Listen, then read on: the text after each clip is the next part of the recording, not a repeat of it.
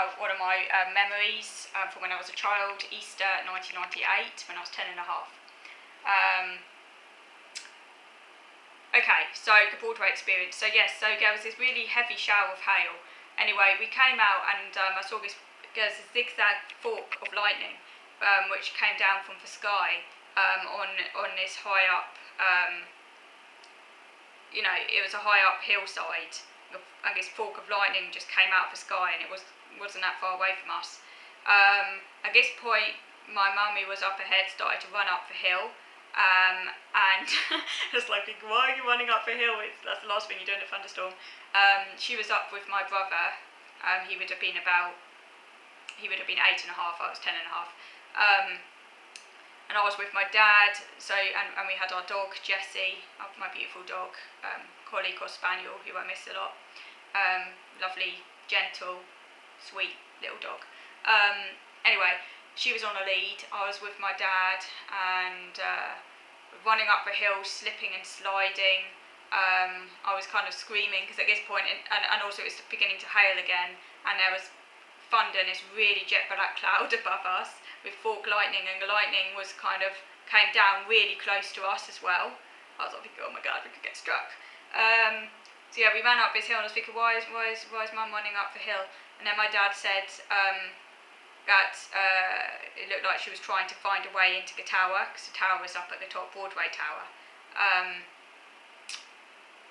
think it's actually used in the Second World War as a bunker, I think. Anyway, yeah, we could just see her right up at the top, trying to find a way into the tower. So that's obviously why she decided to run up the hill. We eventually got up to the tower, went inside, and I remember there was a nice friendly woman, because there's a shop, and there's a nice friendly woman behind the counter of the shop. I went into the toilets, and then the lights went out. I came out again, and the door was open, so I could see outside, and the hail was still coming down, really big hailstones, and all the deer had vanished. Eventually, the hail stopped, the sun came out, and the deer came back, and we decided to walk down to the cafe, and there was like a sort of animal sanctuary. The cafe was just a short walk away from the tower. We stayed in the cafe for quite some time. At this point, the sun had came out and all the rain had stopped, and it suddenly became really nice. My dad suggested getting a taxi to go back, and I really wanted to get a taxi because I didn't want to walk back, so I was worried it'd start thundering again. My mum insisted that we walk. In the end, my mum got her way and we ended up walking back, apart from we walked along the road this time, which was a lot quicker. It was really weird weather because it was kind of sunny and then drizzling. And I remember feeling quite reassured when the sun was out and I saw these men working on one of the stone walls. So because they seemed to be oblivious and they were seemed pretty calm, and I was reassured by that. But over on the hills, I could see lightning, forks lightning over the hills. There wasn't any lightning where we were at this time, but I could see lightning over the hills. And this really jet black cloud was following us, and then it started drizzling, and the rain became quite thick, a lot of drizzle, so we got quite wet. When we arrived back in Chipping Camden, we went to the cafe, and I remember I was wet, so I dried off, and then we had tea cake. I remember an American couple chatting to my dad at the bus stop on our way back. Then when we got back to Stratford upon Avon, then the next day, it rained constantly, and there was constant flash lightning.